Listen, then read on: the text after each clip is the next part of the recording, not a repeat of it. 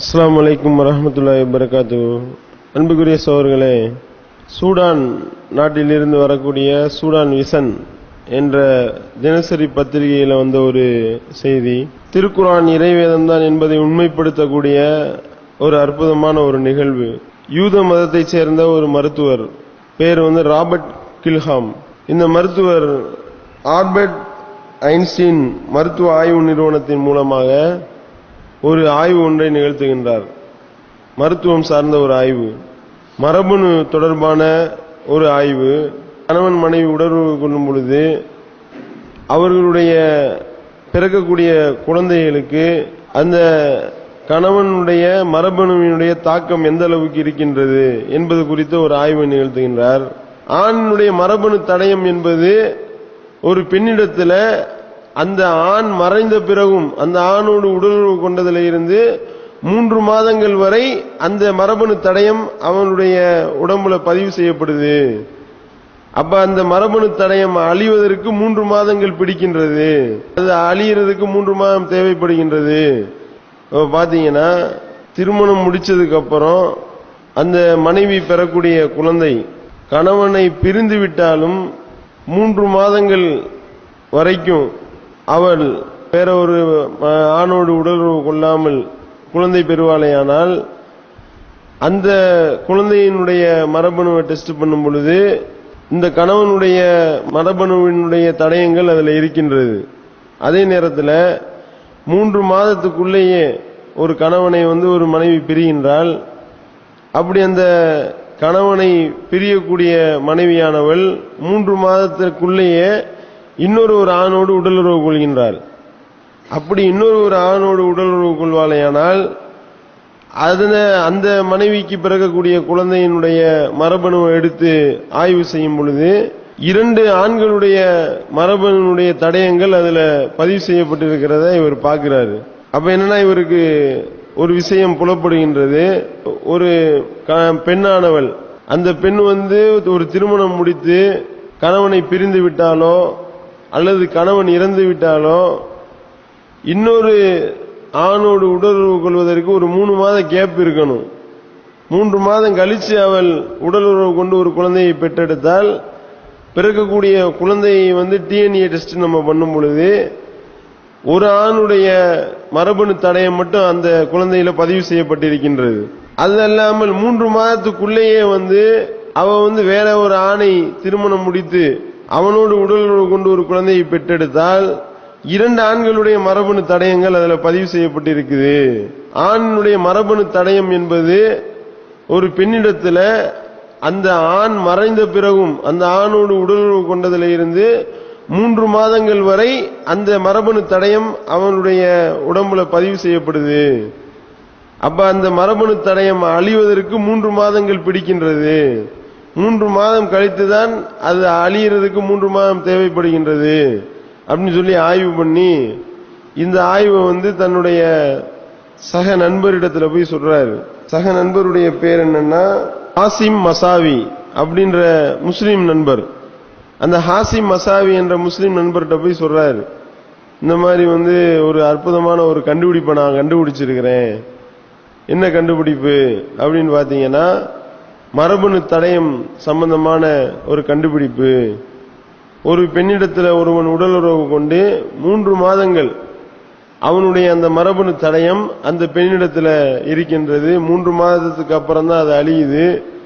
அதனால ஒரு பெண் ஒரே நேரத்தில் 2 ஆணோடு உடலுறவு கொள்வாளேயானால் 2 ஆண்களுடைய மரபணு தடயம் அந்த பிறக்கக்கூடிய குழந்தையினுடைய டிஎன்ஏல ஏற்பட்டு விடுகின்றது. அவ ஒரு கணவன் இறந்து விட்டாலோ 3 மாதம் வரைக்கும் அந்த மரபணு தடயம் அதுல இருக்கு.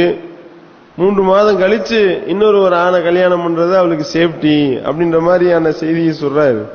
அப்ப அந்த முஸ்லீம் சகோதரர் சொல்லியிருக்கிறாரு, இது நீங்க இப்பதான் கண்டுபிடிக்கிறீங்க. 1400 ஆண்டுகளுக்கு முன்பாகவே திருமறை குர்ஆன் இதை எங்களுக்கு கற்றுத்தந்திருக்கின்றது என்று சொல்லி அந்த குர்ஆன் வசனத்தை சொல்லி காண்பிக்கின்றார். அல் பக்கரா என்ற அந்த அத்தியாயத்தினுடைய 228வது வசனம், உங்கள விவாகரத்து செய்யப்பட்டவர்கள் அவங்க 3 மாத விடாய் காலங்கள் காத்திருக்க வேண்டும். அது அவங்களுக்குரிய காலக்கெடு. 3 மாதவிடாய் காலங்கள் காத்திருந்ததுக்கு அப்புறம் தான் அவர்கள் திருமணம் முடிக்கணும் அப்படின்னு சொல்லி அல்லாஹ் ஒரு வசனத்தை இறக்குகின்றான், ஒரு கட்டளையை போடுகின்றான். உங்களுடைய வயிற்றில் அவர்கள் இருக்கிறத என்ன இருக்கின்றத அவர்கள் மறைக்க கூடாது அப்படின்ற ஒரு கட்டளையை அல்லாஹ் போடுறான். இன்னொரு இடத்துல எல்லாம் எப்படி பேசுறான்னா, உங்கள மாதவிடாய் அற்று போனவர்கள் இருக்கின்றார்களே அவங்களும் 3 மாதங்கள் அவங்க காத்திருக்க வேண்டும்ன்றான். மாதவிடாய் ஏற்படாதோர் 3 மாதங்கள் காத்திருக்க வேண்டும் என்று அல்லாஹ் சூரத்து தலாக் என்ற அத்தியாயத்தில் பேசுகின்றான். அப்போ ஒரு குழந்தை இருக்கா இல்லையான்னு கண்டுபிடிக்கிறது 1 மாதவிடாய் வந்துட்டாலே அந்த குழந்தை உருவாகலன்னு நமக்கு உறுதியாகி விடுகின்றது. அப்புறம் அல்லாஹ் 3 மாதவிடாய் காலங்கள் சொல்கின்றான். 3 மாதங்கள் ஏன் காத்திருக்க சொல்லணும் என்ற ஒரு சந்தேகம் நம்மளுடைய உள்ளத்தில் எழலாம். இந்த சந்தேகத்திற்கு இந்த ஆய்வு பதில் சொல்லக்கூடிய விதத்தில் ஒரு அற்புதமான ஒரு நிகழ்வாக இது அமைந்திருக்கிறத நம்ம பார்க்கின்றோம். அப்ப இந்த வசனத்தை கேட்டுவிட்டு அவர் ஆச்சரியப்பட்டு அவர் இஸ்லாத்தை தழுவினார் என்ற செய்தியை அந்த சூடான் விசன் என்ற பத்திரிகையை வெளியிடுகின்றார்கள்.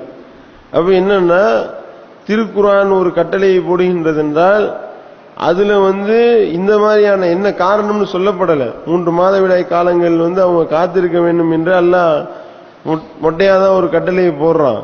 ஆனா அதுக்கு பின்னாடி இவ்வளவு பெரிய ஒரு ஆய்வு ஒளிந்திருக்கிறத, அற்புதம் ஒளிந்திருப்பதை நம்ம பார்க்கிறோம். நமக்கே பூரிப்பாக இருக்கின்றது. அல்லாஹ்வுடைய வேதம் தான் என்பதற்கு இது ஒரு சான்று பெறக்கூடியதாக இருக்கின்றது. அந்த சகோதரர் இஸ்லாத்தை தழுவுகின்றார். இவர் யூத மதத்திலிருந்து இஸ்லாத்தை தழுவினவனையும் அது மக்கள் மத்தியில் பரவுது. யூதர்கள் அதெல்லாம் இல்ல பொய் என்று மறுக்க, அதை மறுத்து அதே சூடன் விசன் என்ற அந்த பத்திரிகையில அந்த முஸ்லிம் சகோதரர் ஒரு பேட்டி கொடுத்தார் என்ற செய்தியை நம்ம பார்க்கின்றோம். இப்ப 1400 ஆண்டுக்கு அப்புறம் இப்ப கம்ப்யூட்டர் காலத்துல கூட பல பேருக்கு இது தெரியாது. நம்மளும் 3 மாதவிடாய் காலங்கள் இருக்கணும்ன்றதை மட்டும் ஓரலா தான் விளங்கி வச்சிருக்கின்றோம்.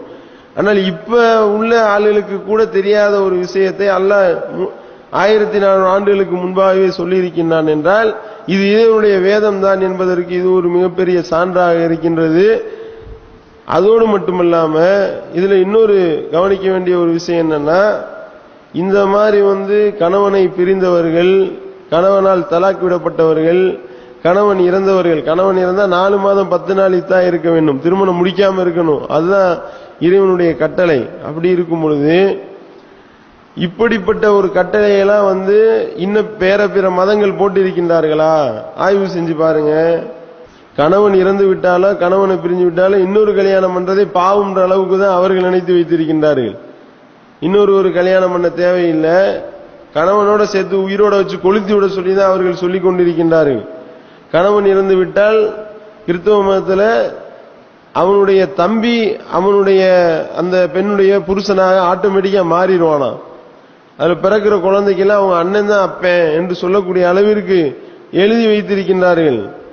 இப்படிப்பட்ட மூடத்தனமான கட்டளைகள்லாம் இல்லாம அறிவுபூர்வமான கட்டளை அதுலயும் பாருங்க. கல்யாணம் பண்ற, கணவன் இறந்துட்ட அல்லது நீ தலாக்கு விட்டுட்ட அப்படின்னா அடுத்து வரக்கூடிய ஆண்மகன் பாதிக்கப்படலாமா? உன்னுடைய குழந்தைக்கு அடுத்தவன் தகப்பனா தெரிய முடியுமா? 3 மாதவிடாய் காலங்கள் காத்திருக்க வேண்டும். அவங்க தன்னுடைய வயிறில் எதையும் மறைக்க, வயிற்றுல உள்ளதை மறைக்க கூடாது, இந்த கர்ப்பத்தை மறைக்க கூடாது.